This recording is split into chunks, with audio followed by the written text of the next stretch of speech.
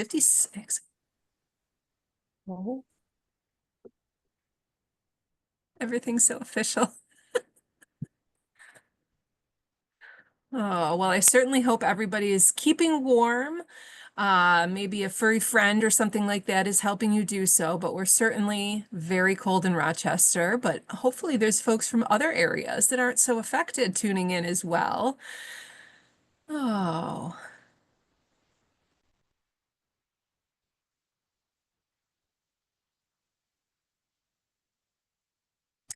All right. Well, folks are slowly streaming in. I do want to get started because I know we have a very packed discussion this evening. So good evening. Thank you for joining the Breast Cancer Coalition Evening Educational Webinar Series.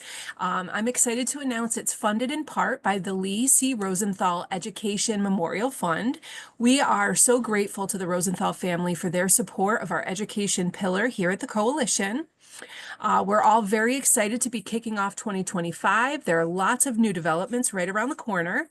Has it been a while since you've stopped into our office at 1048 University Avenue?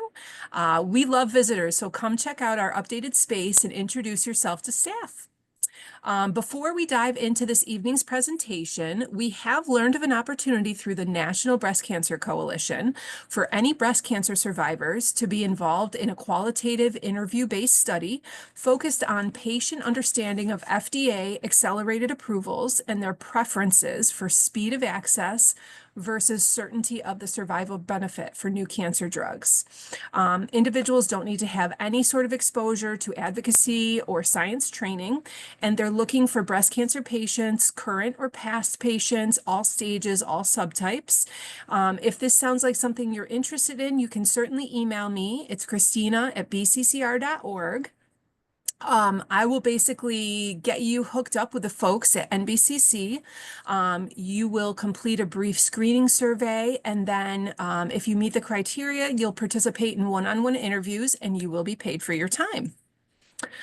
So any questions, just send them my way, and we'll jump right in tonight.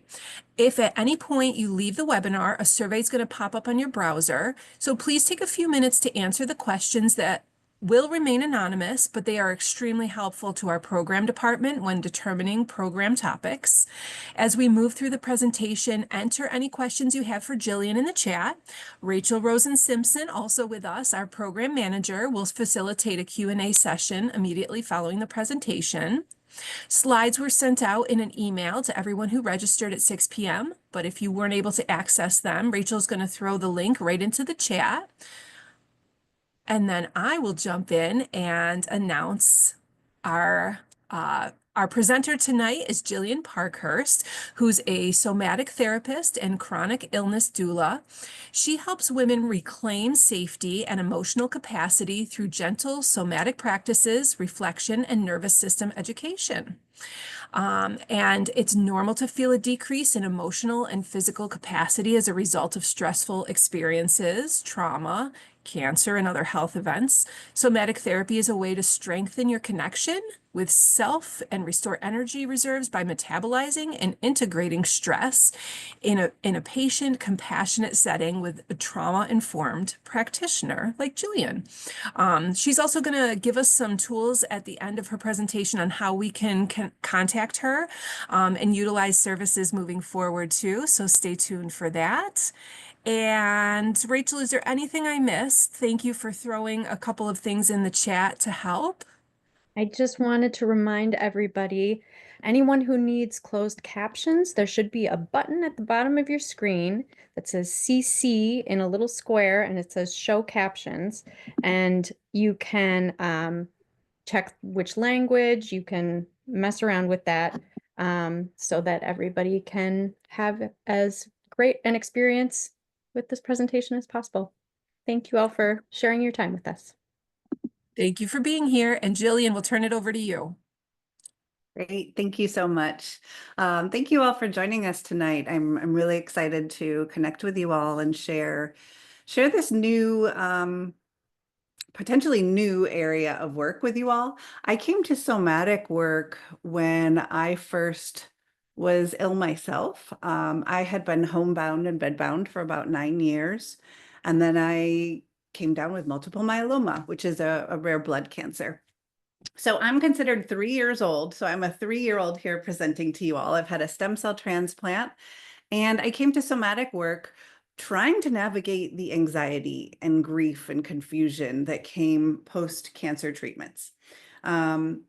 I felt like there was so much bottled up inside of me after I finished treatments, and there was this expectation to just be thankful and okay and back to normal, right? Whatever that is.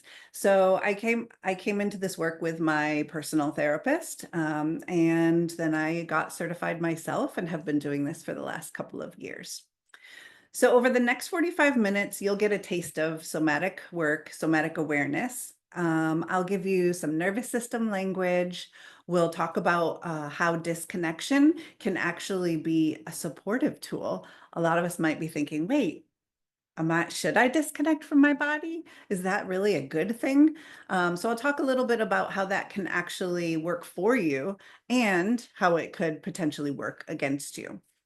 And then we will get into some somatic work, just brief little practices so that you can start noticing sensations or absence of sensations in the body.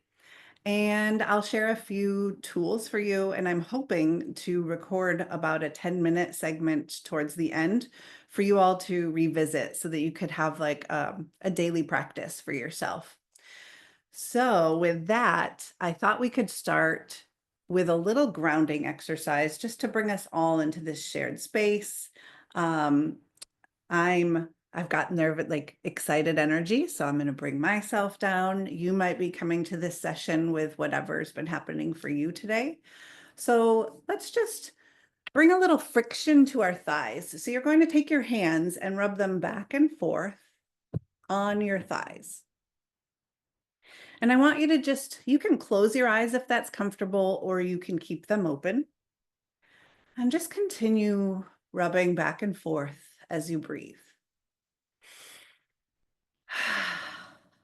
Nice big breaths as you start to settle into your seat. We're connecting with that lower half of the body because often we spend a lot of time up in our head, especially during and after a work day, right? So connecting to that lower half with your hands, and then pausing the hands when it feels ready for you, and start to feel and sense the seat beneath you. Perhaps you're sitting on a couch or a hard chair. Maybe you're propped up in bed, so you're all cozy. But start to just feel the surfaces. What do you feel behind the spine, the lower back?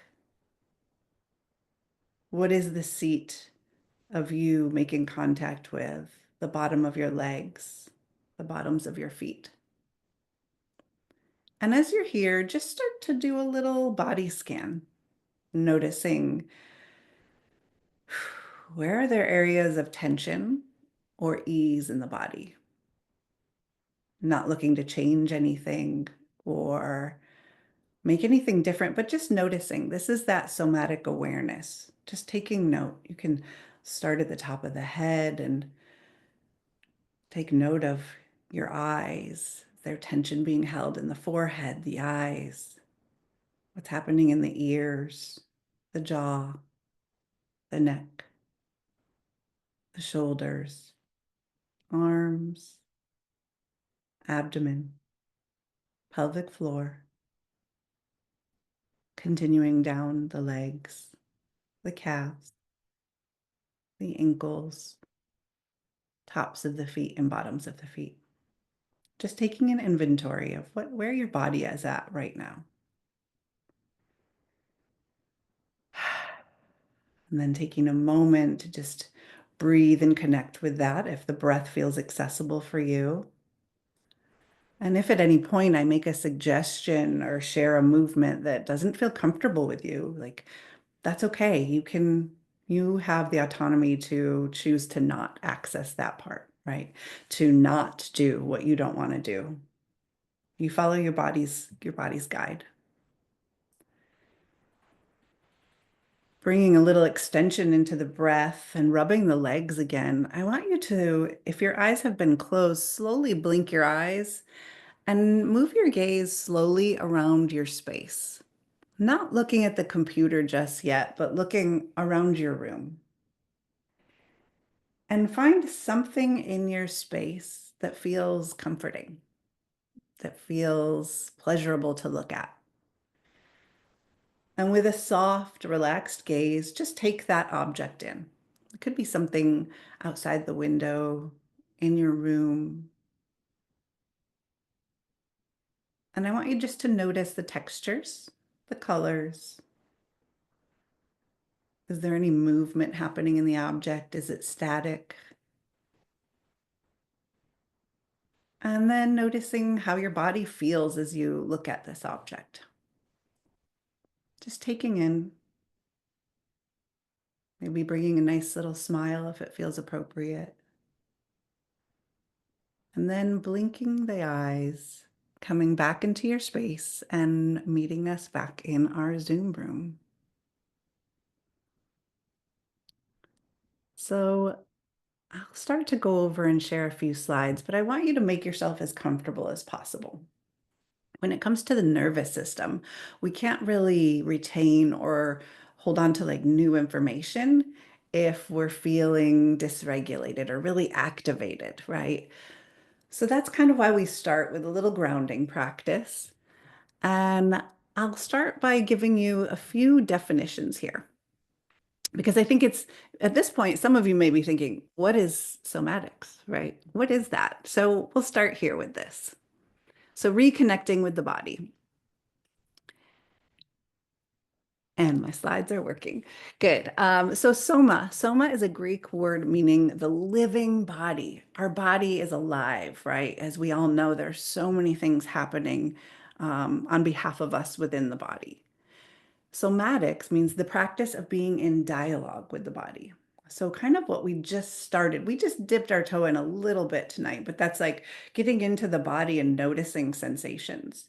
Ultimately down the road, it can be starting to notice signs and signals and cues from the body.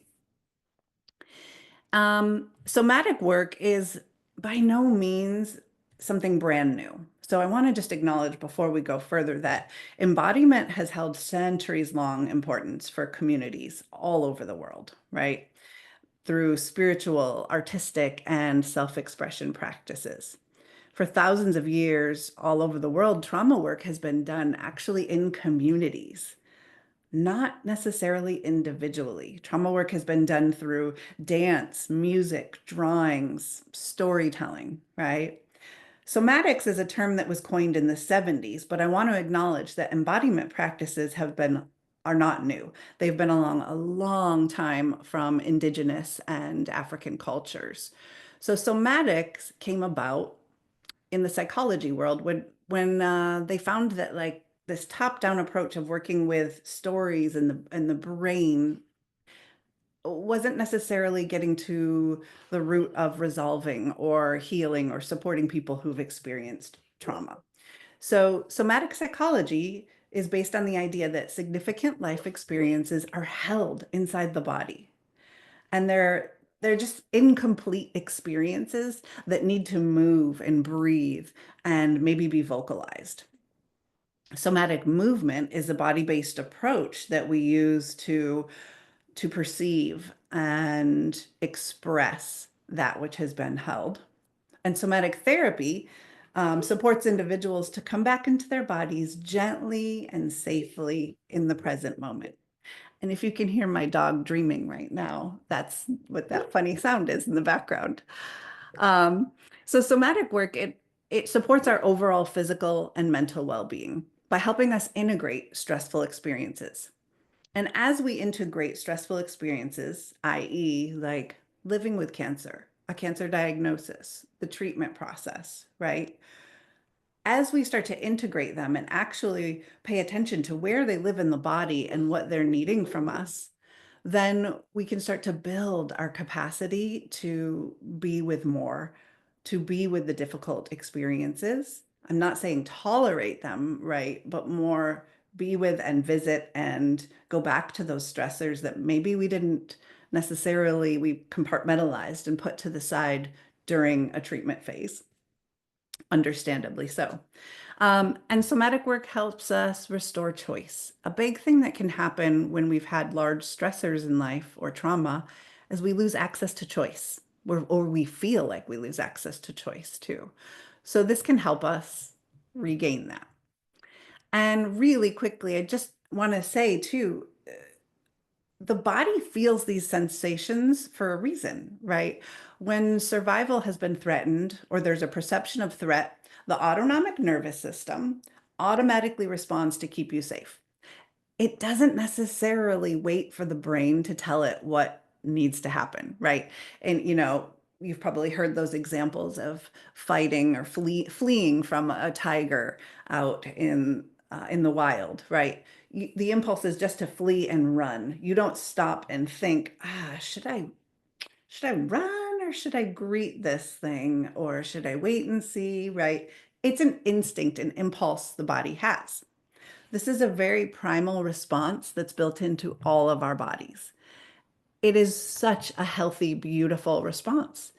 80% of the time, the nervous system, the body portion of it, is sending messages up to the brain. Only 20% of the time, on average, 20% of the time, it's the messages and the stories we tell ourselves about threats or just things in life are coming from the brain. I'll come back to this in a moment. This will make more sense. So something that I know for myself too, and for some of the clients I work with, when navigating cancer, and I know the talk is called post-cancer, and I think that encompasses, for me, it encompasses post-cancer diagnosis or the contingent of us who are living with cancer, perhaps like incurable cancer or in midst of treatment. So I'm not saying it's just gone, right? Gone from our lives. So much of us have to disconnect in an effort to move forward. And when we disconnect from our bodies, this could be a learned behavior, right? It could be a learned behavior from childhood. It could have been modeled for us. It could have been a response to an unhealthy living situation. It could be the result of trauma or stress, a habitual pattern. It could be societal or cultural norms to disconnect from our bodies, especially in our Western culture. It could be a response to a natural response, not natural, but like a result of racism. Certain bodies may not feel comfortable being in their body in the present moment, given certain surroundings. Same with gender dysphoria, or gender norms that we have. People disconnect for a reason. Now, this can happen unconsciously or consciously, but the common thread to all disconnection from the body is survival. That autonomic nervous system is saying, we need to survive. So we're going to perhaps, I have a visual sometimes for myself. It feels like my head's here and my body is somewhere else, right? Sometimes they're not always feeling integrated or attached. We disconnect in like a variety of ways. Perhaps we're dissociating from an experience. I think about going into like an MRI machine and feeling claustrophobic, right?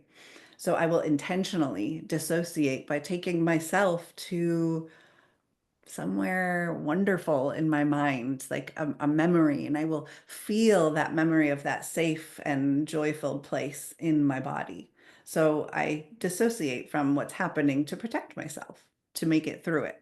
Sometimes we dissociate just by scrolling. We're not really conscious that we're necessarily doing it. We could be in denial. I've met a lot of people who say, oh, we don't say the C word here, right? Being in denial of what's happening with the physical body or the pain that someone is perhaps going through. Resistance or avoidance. I definitely was feeling this today as I started to have some fevers. I've caught something going on here. So I was starting to resist, like, no, I can't be sick. I'm not sick. I'm going to just avoid it and pretend it's not there, right? But ultimately, It is. Um, and so the list goes on. There's several ways that we can disconnect. One I do want to highlight is intellectualizing. And this is something I'm guilty of, but coming back to our brain, thinking we can think through every emotion or experience rather than feeling it. And I don't know how many of you have heard like, just feel your feelings. What does that even mean? Well, that's a little bit of what we'll touch into today. And then a few nervous system just definitions so we're on the same page as we move forward. I only want to define regulation and dysregulation today. We hear this a lot. People are throwing these words around lately, and sometimes they know what it means, sometimes they don't. So I just want to say regulation is the nervous system's, hopefully, our nervous system's baseline. We want to spend a lot of our time in this regulated space because when we're regulated, we feel safe.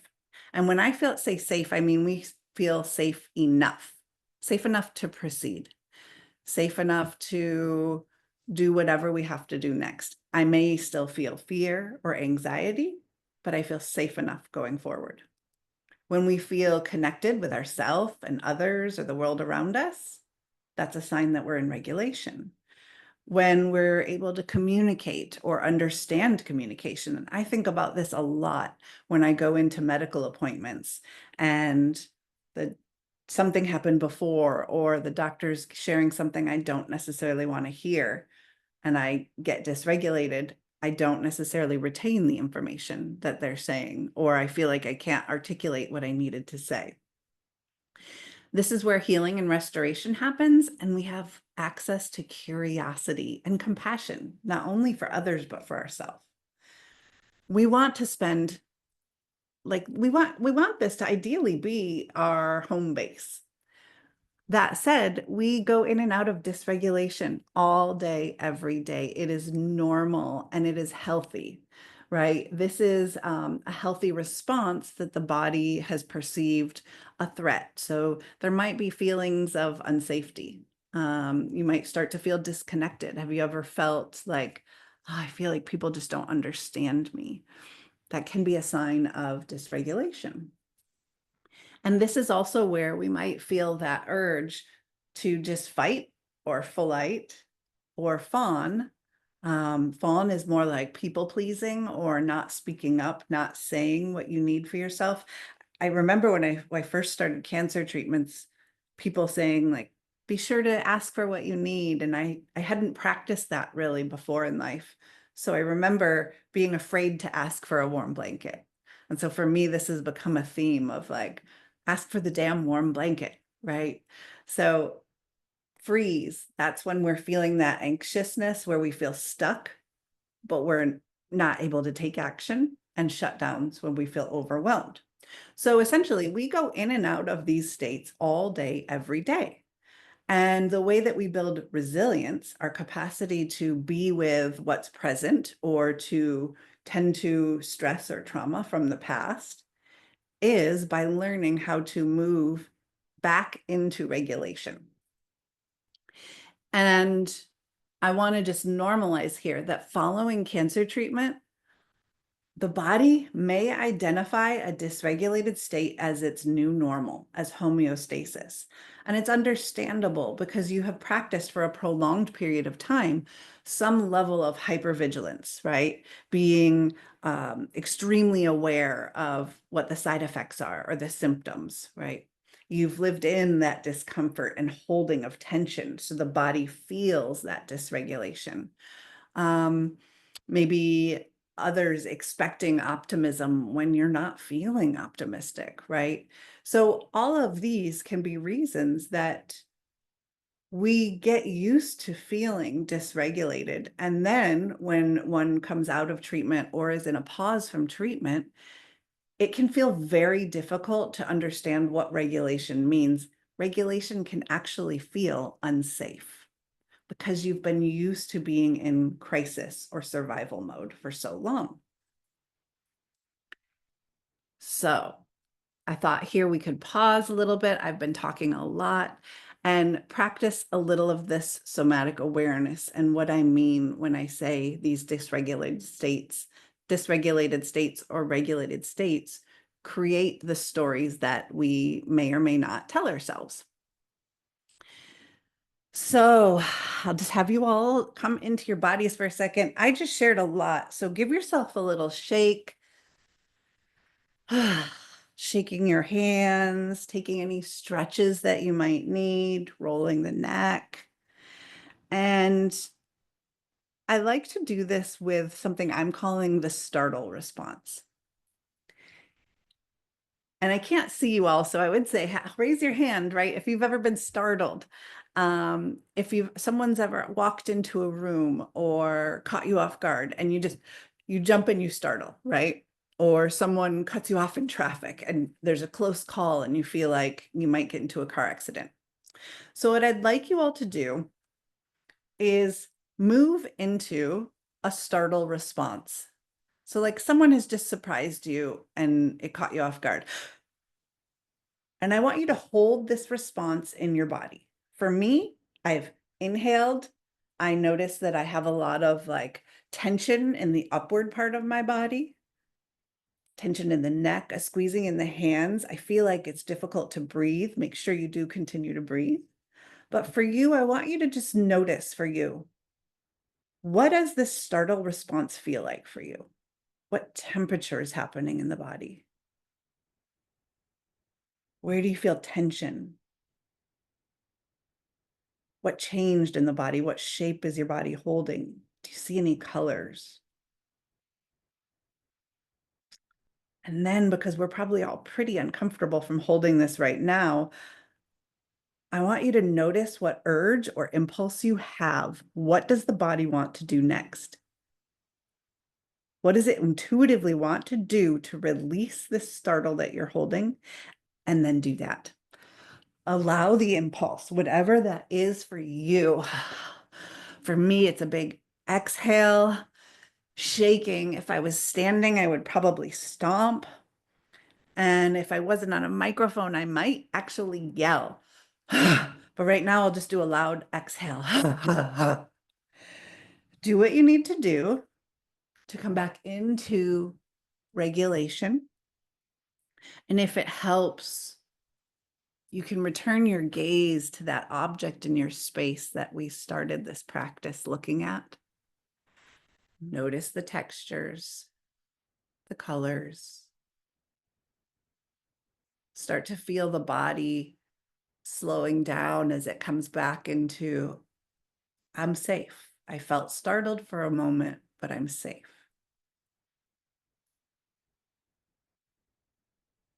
And we're going to try that one more time. So I want you to just come back into that regulation before we jump into it. And I'll invite you to hold your startle response again. So someone has just had a car accident in front of you or something has happened. Holding that startle response. You noticing how the body is holding this tension, how maybe we're not breathing. The shape of my body you can see is curled forward, tense. And now imagine that you are sitting in a medical appointment, holding this experience in your body. You're being asked to talk to your doctor and ask your questions and retain their information they're giving you. What story are you going to be telling yourself while you're holding like this? Releasing it, shake, please. Give a big shake, shake those hands. Let out some audible exhales, release that entire holding pattern. Moving the neck. You can move the hips. Raising the arms if that's accessible to you, or pulling the arms out forward, down by your side, stretching out, whatever you need to release. Looking at that object again in your space. Allowing the eyes to soften and take in the colors of the object. the shape of it again, feeling that comfort that drew you to it to begin with. Now, if you're in your medical appointment like this, imagine the scenario of a medical professional or whoever else is with you sharing information with you, asking you questions, you being able to ask questions. Is there a difference? Is there a difference to how you would receive that situation, right? And that's just one of the ways that these holding patterns or regulation and dysregulation play a role in the stories that we tell ourselves.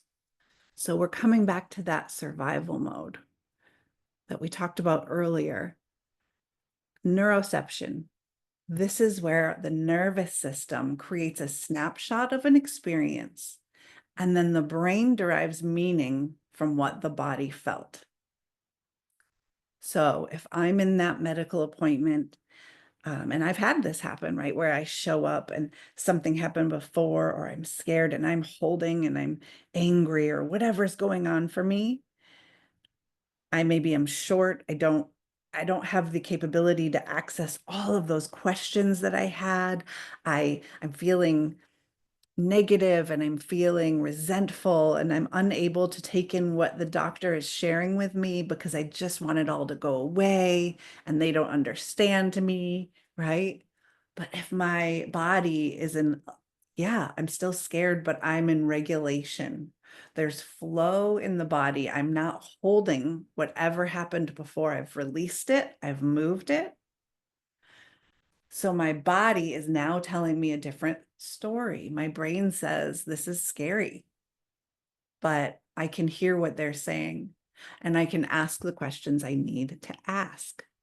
So this nervous system is absolutely essential. The body, 80% of the time, those stories we tell ourselves are coming from the body.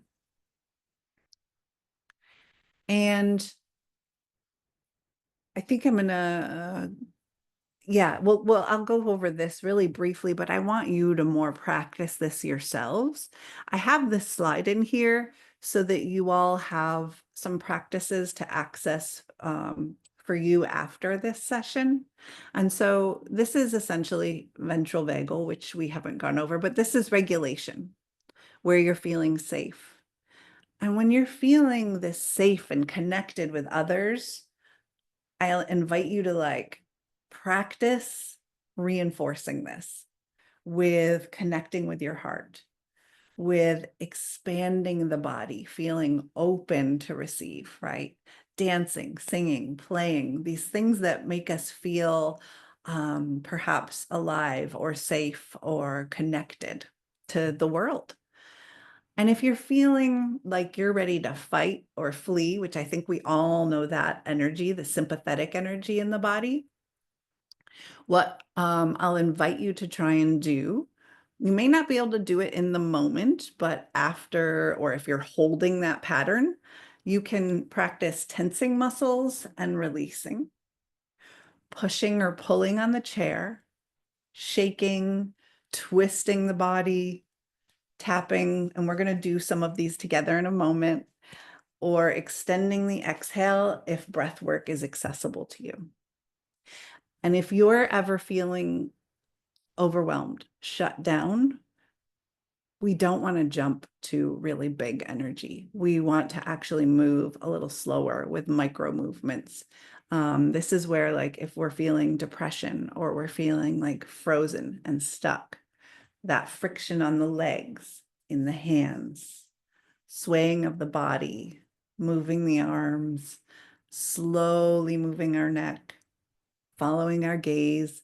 And this is slow because the eyes sense threat by fast movements, right? If we're doing a fast movement, then the nervous system thinks, oh, potential threat. So just slowly looking around and tracking a gaze. This is how we'll start to come out of those feelings of potential shutdown. So now we'll practice those things. So you will have that slide to refer to for yourself in the future.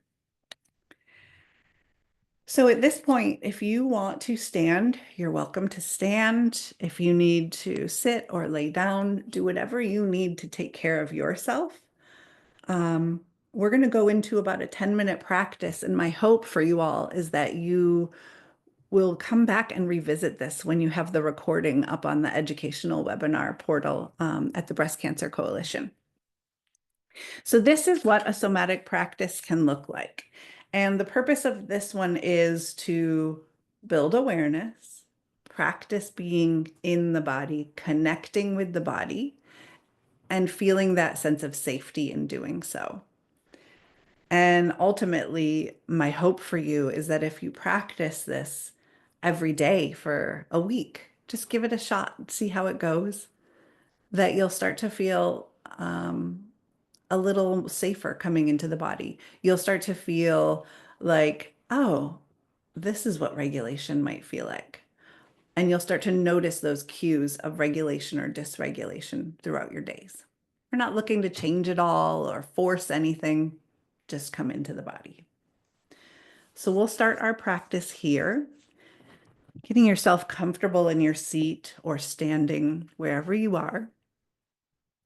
And I invite you to begin by bringing some friction into your hands. So I'm just rubbing the hands back and forth and breathing as I do this, in through the nose, out through the mouth. You can go as slow or as quickly as you want, but I want you to start to turn these nerve endings online to let them know we're starting practice. You're welcome to close your eyes if that helps you. You're not, I'm not going to force anyone to do anything they don't want to. Continuing that friction for one more breath. Dropping the hands, palms open, palms up onto the legs. Just notice. Notice the tingling sensations in your hands. Notice any changes in temperatures, textures, an awakening or an aliveness or connection to a part of your body you may not have felt connected to prior. Maybe there's even neuropathy, so you can start to notice where those edges are of where there is sensation and where there is not sensation, where it ends and begins.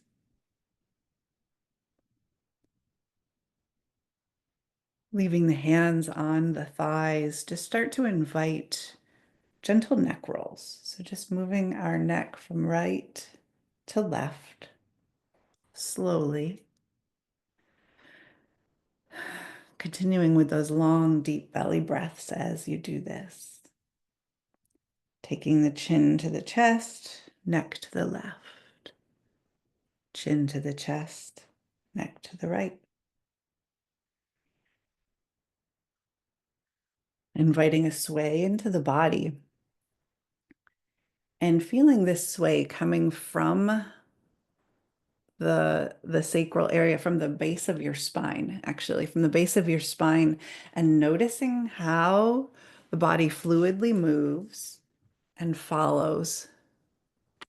And it intuitively does this. This is a very early mechanism that we learn as babies.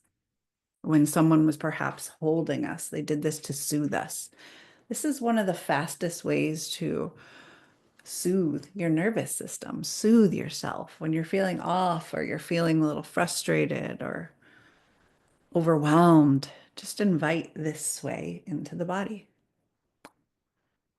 And if you want to add a dose of compassion to it, you can take your right hand under your left armpit, left hand onto your right shoulder, like you're hugging yourself. And this is called a self-hug. And you can sway here or come into stillness. See what feels right for you in this moment, in this present moment right now. May even be rocking forward and backward. Continuing to breathe as you're here.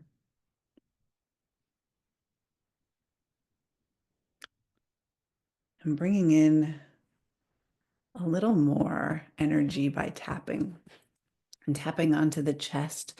We're going to start with fists on the chest.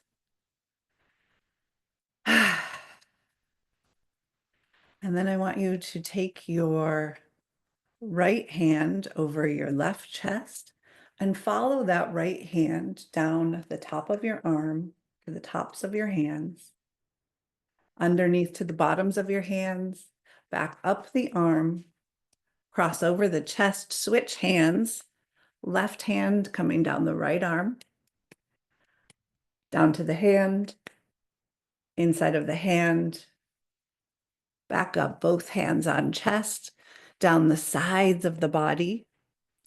And if you're laying, that might be as far as you go, but if you're seated or standing, you can go all the way down to your ankles if that's accessible. On the outside of the legs, working back up on the inside of the legs, staying at the hip flexors for a moment, dropping the hands, staying in the body, and notice. Notice any areas that feel like they've come to life, that have tingles, that have changes in temperature. Any areas where you might still be holding any tension. Just noticing. We're not looking to change it. We're just taking inventory of what's happening in the body. And then moving into a pericardium stretch. And hopefully you can see me here.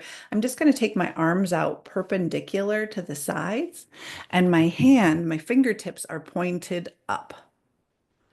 If this is inaccessible to you due to like a surgical incision or something in there, you can bring the arms down a little bit. Meet yourself where you're at. We don't want to be in pain. But in this move, it's almost like I'm pushing two walls on either side of me away from me. This is intense. I want you to be in the discomfort of this, not pain. If there's pain, switch it up, dropping the arms. Remain in the discomfort of this, pulling those fingertips towards the ceiling, palms facing out, and breathe. Long, deep breaths here. Will you feel that tension, that maybe discomfort, a little bit of a stress? Again, not pain, a little bit of a stress in the arms. A couple more breaths here. As you're breathing, start to notice where you have areas of softening, and invite some softening in the shoulders. Invite a little ease or softening into the belly. So it's practicing holding tension, holding discomfort, and also acknowledging that the body can also hold ease, flow, softness. On your next exhale, releasing the arms down, dropping into the body and noticing what's shifted. Noticing any colors, textures, temperatures, sensations, tingles, warmth, coolness.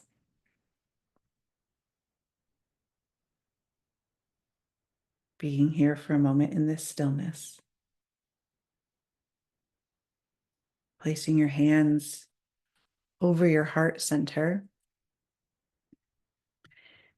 And if this area feels tender or that provides activation for you, you can place your hands a little higher or lower onto the belly.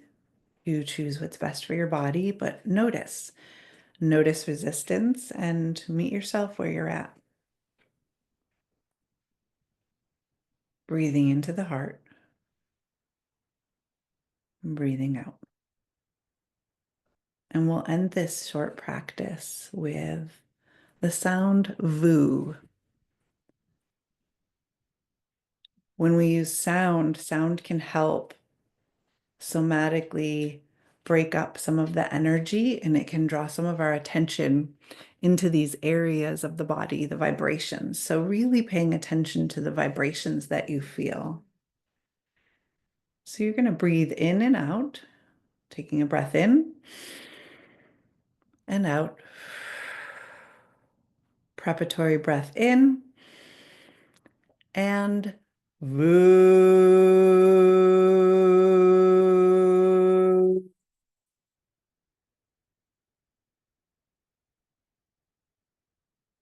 Two more just like that. Breathing in.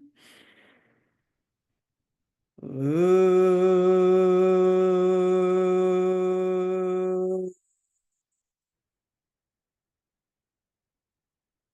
Good. One more here, really paying attention to where the vibrations are happening. Ooh.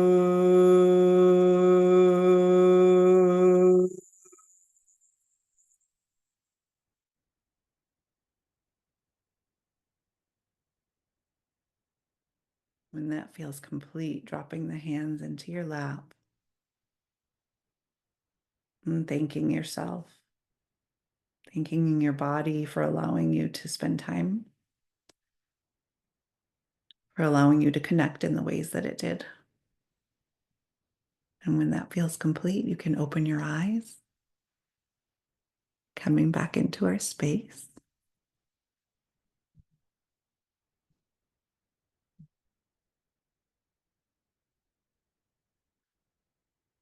And just to close this whole segment, I know we just did this is a pretty big topic. And so I just wanted to give you like little areas where you could dip your toes in this evening and a practice to come back to. But just wanted to recap that somatic awareness, the somatic work helps us by organizing the experiences we've had, especially when it comes to looking back to stress, looking into current stress, past stressors or trauma. It can help us interrupt habitual responses, habitual response patterns to go into dysregulation when we want to try something different.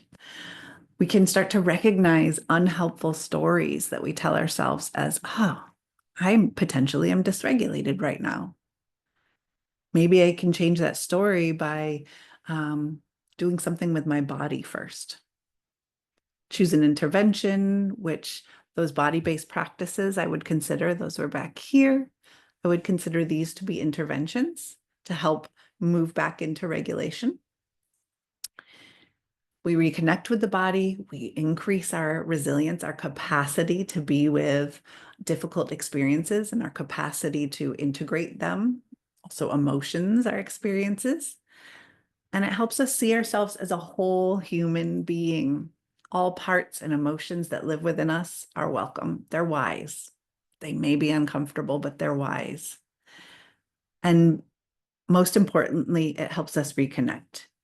It helps us reconnect neural pathways so that we can reconnect with ourselves, our body, reconnect with choice and the present moment. So thank you so much for listening and being with me tonight and practicing. I will open the floor up for questions, but I just thought I'd pop this slide up just so you know how to contact me.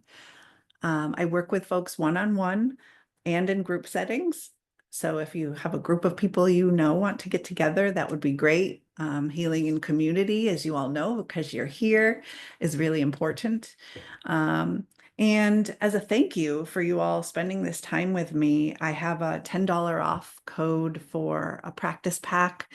If you want to have some more recorded practices, I've put together a pack for connection and restoration, so bringing vitality back into the body. And that code should be in your comments here. The promo code is BC Coalition. And then lastly, if you want to stay up to date with things I'm offering, or if you want to learn more about somatics and get practices or nervous system information, you can join my newsletter with the link that Rachel so kindly is putting in the chat. So at this time, I'll stop sharing my screen. And I'd love to engage with you all through questions and reflections too. I'd love to hear how this was for you physically doing the practice. And yeah,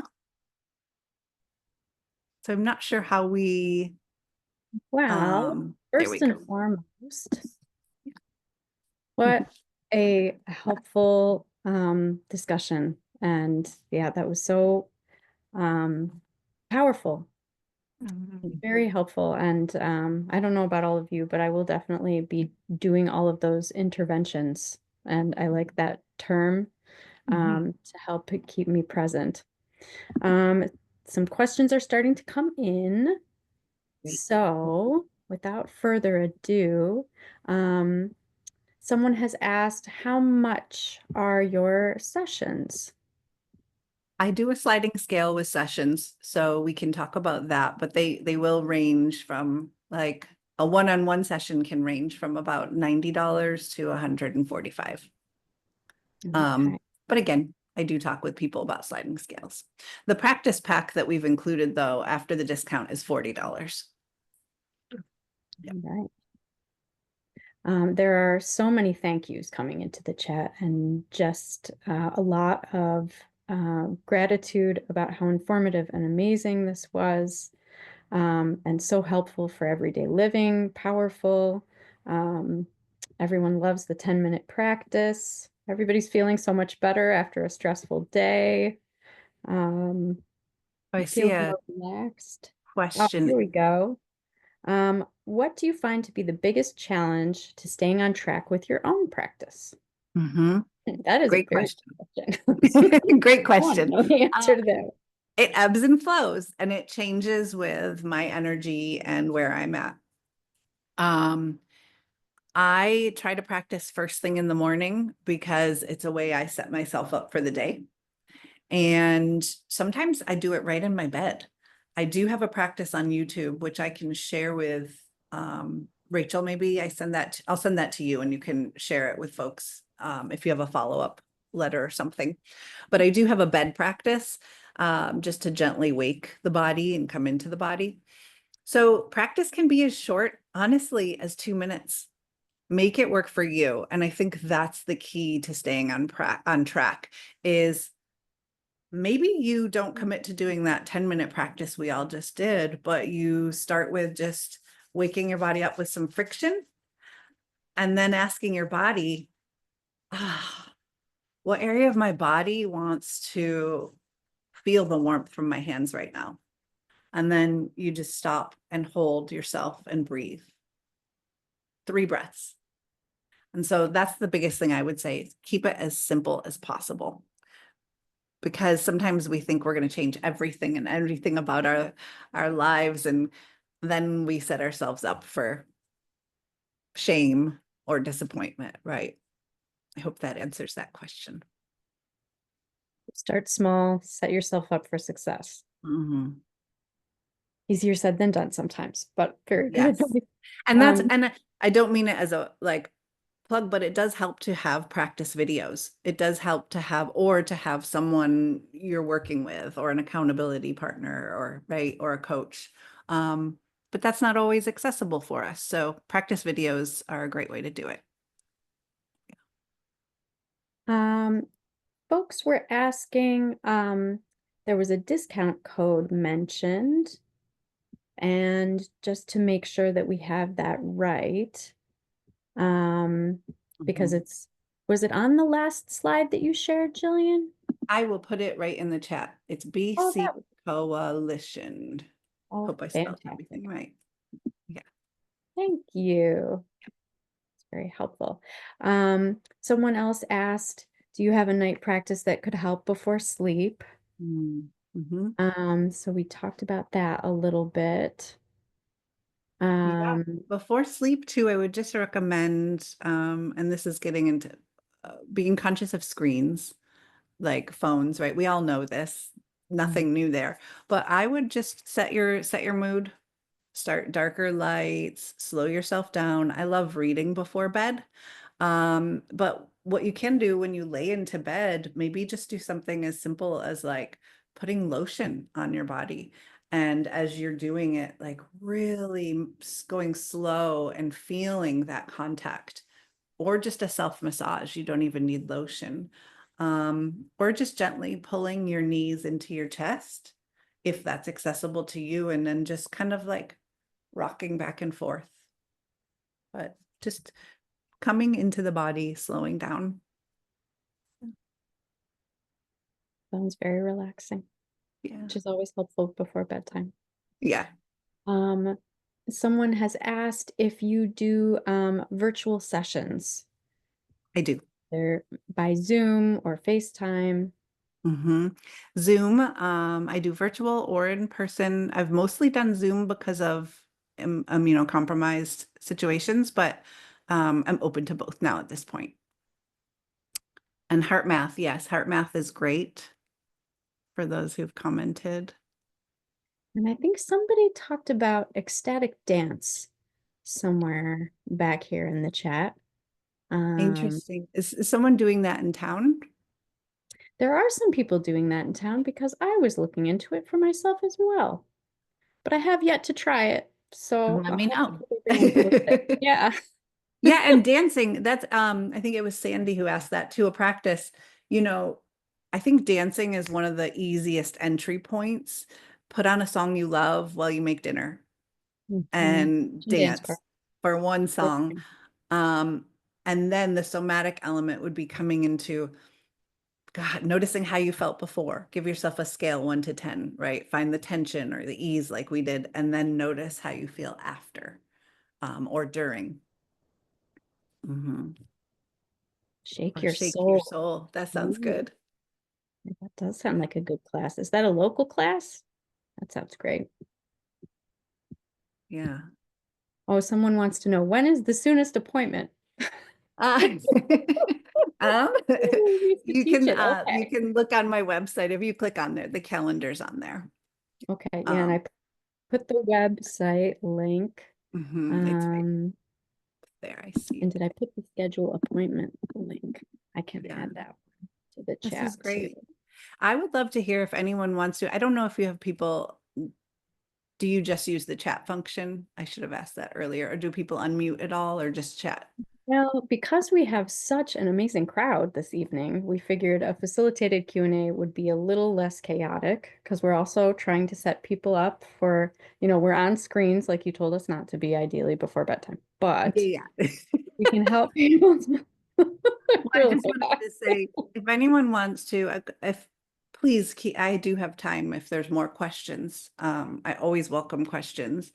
Um, but if anyone wants to share how this experience was for them or share an insight that they maybe got from this, um, Yeah, feel free to drop it in the we'd chat. love to hear how you are. Yes, I'm in Rochester as well. Dancing to at least one song every morning before I head out to work to try and energize me and get in a good mood. That's a great idea. Great idea, Eugenia. Yeah.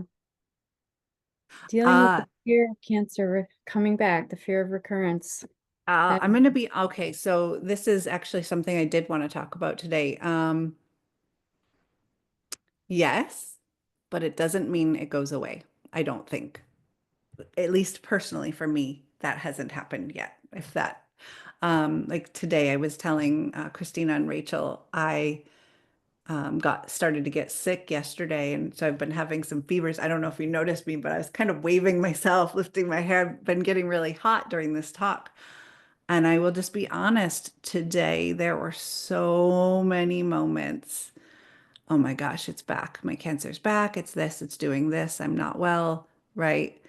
And I think that is normal, unfortunately.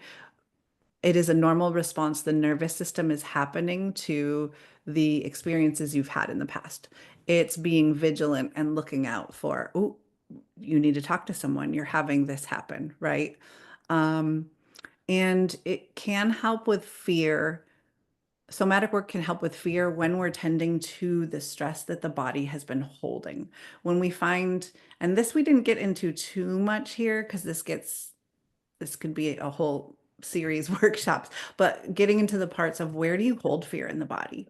And what is that fear trying to tell you? What does that fear need to loosen up a little bit? Will it let trust step in? You know, this is where somatic work does help with that, absolutely.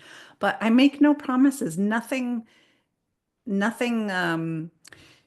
gets rid of whatever thought or reaction that we first have. The only thing we can do is try to come back into regulation and then notice that story. Ah, that's a fear. That fear is coming back again. How can I help myself? What do I know to be true right now? And then what can I do to help myself next? But yeah, it's a very valid question and unfortunate discomfort, I think. So basically, it's not about eliminating that fear. It's not about eliminating those feelings. It's about holding them with gentleness and Yes. compassion for yourself for having those fears because they are completely valid. Hmm. And then how to cope with those fears. Perfect. Yeah, that well said. And that's when I talk about that. I use the word capacity a lot. It's like, how do I grow my capacity, the resilience, the ability, or capacity, I'd say, to hold and go, oh, that fear is here. Like when we did this arm exercise, that parallel of I can hold multiple things at once. So that fear is here. And what are the other parts that are here right now, too? What do they want to say to me? Yeah. And the fear is always there, like a little seed in the brain. I know it's there, and I try to tuck it in the back. Hmm. And yeah, Rosemary, I think, yeah, it can work. This work can work with, and it can work in folks without disease or illness. Anyone who's experienced trauma, stress, anyone who's a human. Let's just say we all have stories that we tell ourselves. Yeah, Yeah. that's great. Life, to be alive is to experience stress, to experience trauma. How do we cope in ways that support us, in ways that serve us, so Mm-hmm. that we can keep going? Mm-hmm. Yeah. Any other questions that anyone has, or anything that you'd like to share? No rush. We're doing remarkably well on time, honestly. We've got time.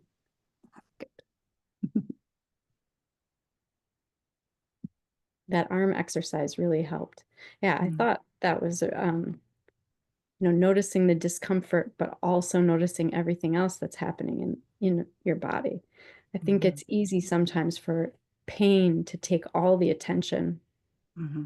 and it can start to feel like the pain radiates and feels omnipresent. It's everywhere, except that it actually isn't.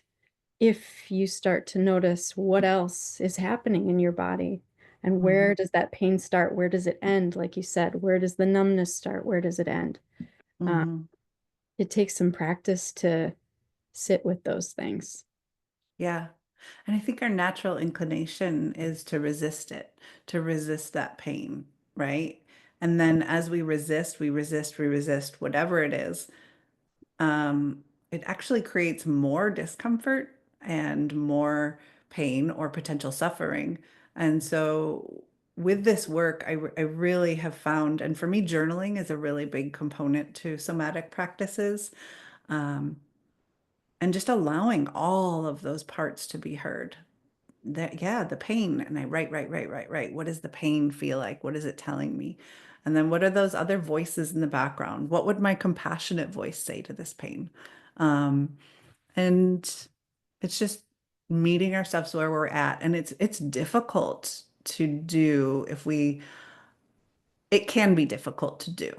Um, but once you get started practicing, you start to get used to it. Yeah. Sorry, words are hard for me right now. The nice thing about practicing too is that I think it's hardest when you need it most in those moments of severe activation. Yeah. So practicing right now together when we are in more of a state of relaxation, hopefully, makes it easier to call those things up, use those tools when you really need them, to help regulate a severe activation or Mhm. extreme stress, and to make it more manageable Yeah. more quickly. Mhm. Because it's not like it's going to eliminate those things like we talked about, but Mhm. being able to manage them so that you can function and do whatever you need to do, even with the stress or the Mhm. trauma that's ongoing. Exactly. Yeah. Exactly. I see someone's having, I'm sorry Someone's about already following on Instagram. panic attacks. I'm sorry about that. And without knowing people, I can't give specific advice on specific situations, but I will say when someone's having really, really high anxiety or panic attack, one of the go-tos um, that can be really helpful is ice, and actually putting like an ice pack right on the chest right here. It can help shift the nervous system toward regulation very quickly. So then you can go into using some of the tools that I've shared with you or whatever tools they have um, in their toolbox. Panic attacks are very serious and very difficult to navigate. And I say the biggest thing in preparation too to support oneself too could be working on breath work, which is a whole other area too, because some people have difficulty with breath work. So if breath is accessible, practicing that in times when they are doing okay so that they have it to come back to. And that's where that practice comes in, right? We practice when we're feeling okay enough, like Rachel was saying. But yeah, ice packs can be really helpful with a big anxiety burst or Hmm, panic attack. really interesting. Is it just because of the shock? Yeah, it's a quick shift for the nervous system to bring it, and the ventral vagal system. It's tapping into the Amazing. vagus nerve so that it can help calm you very quickly. Hmm. That's really neat. Or more quickly, I should say. And Ro, thanks you for that too. Yeah. I hope it helps, Ro. Yeah. Any other thoughts, feelings, concerns, suggestions, Great. ideas? Yeah, that ice pack idea, that's really good. Thank you for that. A lot of tips and tricks. And then I would Wow. just say with that, like I gave, okay, that's the tool to help come back into the moment, right? To come back then. Then not the same day, maybe not the next day, maybe like 2 days later with a practitioner. That's where that somatic work comes in. How do I go back to um, what those feelings and sensations were safely, right? I don't just ignore that it happened or disconnect from it and be afraid of it. How do I start to build that capacity to go back and revisit what was happening at that time, what happened in my body, and how I can support myself? So that's where that application comes in. It's not necessarily in the moment, but later when we have capacity to revisit it. Like revisiting the triggers, you mean? Like what? Yes, yes. Hmm. If Yeah, there so that is it one. doesn't Yeah, get stuck. Or exactly. the next time that trigger gets poked. Hmm. Hmm. Okay, that makes sense. Well, folks are slowly having to scoot.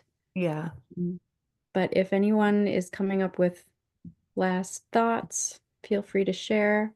I also was going to drop into the chat um, the link for registering for future webinars because all of our webinars through the end of August are listed and you can register as far in advance as you want to, which is, uh, yeah, I'm pretty proud of all of us for doing that.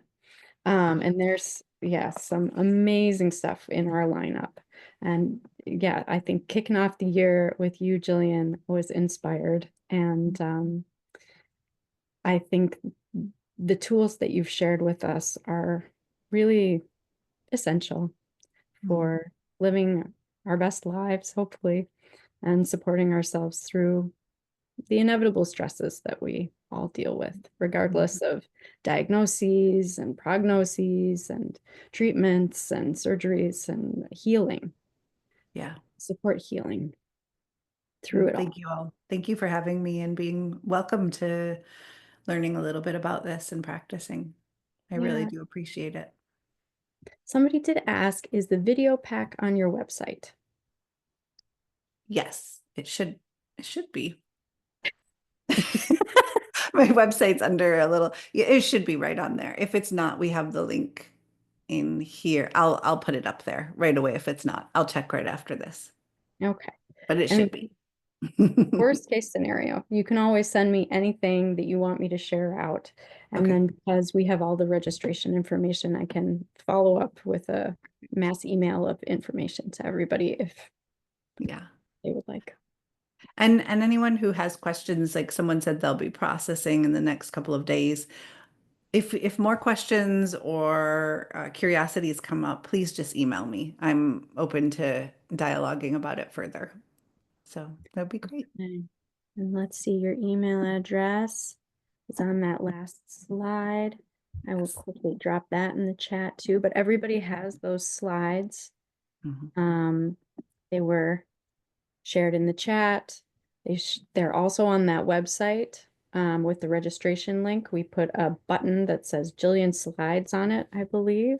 And then the email reminder that went out with the link to get into the room tonight also had the slides. So you're getting slides wherever you want to find them. But I think we have pretty much gotten through everybody's questions. Yeah. And so grateful to spend time with all of you. And thanks for sharing your time and your expertise with us, Jillian. So helpful. Thank you. I appreciate being here. Thank you all. Thanks, Jillian. Hope Thanks, everybody Christina. has a very relaxed evening full of self-compassion and love. And yeah, feel free to stop by the coalition and let us know how these practices are going for you.